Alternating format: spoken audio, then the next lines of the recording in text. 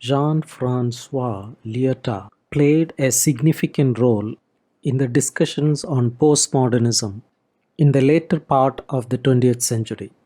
His views diverged from Habermas, particularly in his disagreement with Habermas's endorsement of Enlightenment ideals, universal reason, and modernity.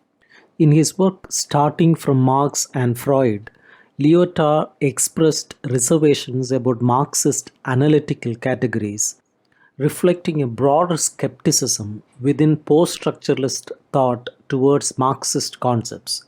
Lyotard argued that contemporary technocratic and bureaucratic systems had displaced the traditional role of social class.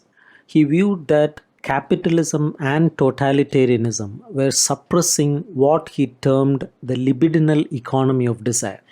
To Lyotard, the crucial task of experimental art was to act as a revolutionary force, liberating desire from the constraints imposed by these social structures. Lyotard saw art as a means to release and explore the untapped dimensions of human desire that he believed were being stifled by modern socio-political systems. In his work, The Postmodern Condition, Lyotard examines the state of contemporary scientific knowledge. He defines the term postmodern as an attitude of skepticism towards overarching narratives or meta-narratives. Science is facing a crisis because traditional narratives are no longer effective in legitimizing its rules. Lyotard argues that modern science, while relying on logical inquiry, seeks legitimacy through meta-discourses or grand narratives such as the Enlightenment narrative, which promotes ideals like human emancipation, reason, and justice. However, he notes that these meta-narratives are becoming obsolete, leading to a crisis in metaphysics and institutions like universities that embody them. In the postmodern era, Lyotard suggests that narratives lose their central purpose and become fragmented in diverse language games. Political attempts to homogenize and judge everything based on criteria like operability and efficiency are seen as a form of coercion.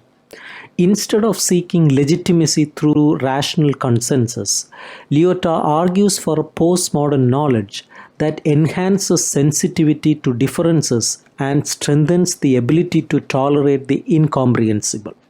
He contends that realism is outdated because today's reality is destabilized and capitalism constantly challenges familiar objects and institutions. Attempts by the market to stabilize and simplify reality aim to reassure consumers but are criticized for avoiding a deeper exploration of reality. Mass communication often perpetuates conformity rather than encouraging critical examination. In terms of science and industry, Lyotard suggests that their relation to reality is problematic, as they don't merely describe or represent reality. This displacement of the relation to reality is evident in the technological criterion, where consensus among political or industrial partners determines what is considered real. Despite the criteria in use, Lyotard acknowledges that both capitalism and science emerged as traditional certainties about the nature of reality, such as metaphysical, religious, and political beliefs, declined over time. The emergence of modernity, whenever it happens, involves a breaking of beliefs and a realization of the lack of single reality. Instead, it leads to the invention of various realities. Both modern and postmodern art share an aesthetic of the sublime. They both step away from representing reality directly and aim to show that there are aspects of experience that cannot be adequately presented. However, they approach the connection between what can be presented and what can be imagined in different ways. Modern art highlights the imagination's limitation in presenting the unpresentable, while postmodern art emphasizes the capacity of imagination to create new rules and forms. In the realm of modern aesthetics, there is a sense of nostalgia, presenting the unpresentable as something absent, yet its form maintains a recognizable consistency. For instance, prose work expresses the unpresentable, but its structure remains unified. On the other hand, Joyce's postmodern approach allows the unpresentable to appear within the writing itself, challenging the conventional ideas of grammar, syntax, and unity. Lyotard suggests that postmodern artist is like a philosopher searching for new foundations. Postmodernism is an intrinsic part of the modern. A work can only become modern by initially being postmodern, breaking existing rules and seeking new grounding. However, as soon as a new form is established, the need for further exploration arises again. Lyotard concludes by cautioning against those advocating for a return to order and stability as well as a return to the referent, that is, the real world object.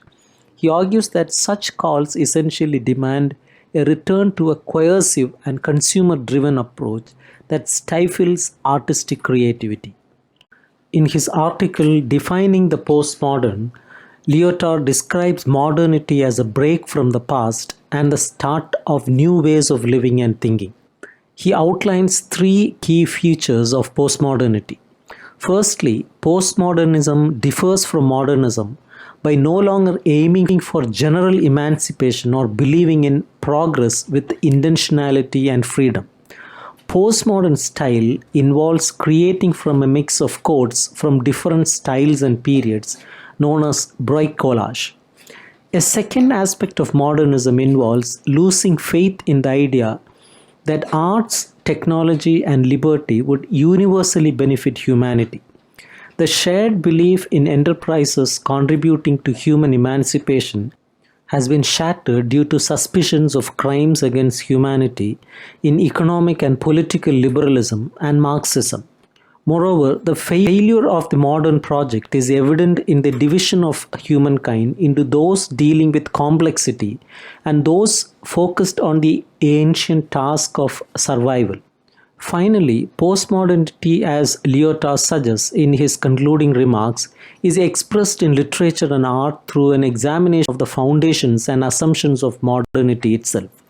Lyotard's role in the late 20th century debates on postmodernism includes opposing Habermas's support for Enlightenment ideals, universal reason, and modernity. In his work starting from Marx and Freud, he expressed reservations about Marxist analytical categories, reflecting a broader skepticism within post-structuralist thought toward Marxist concepts.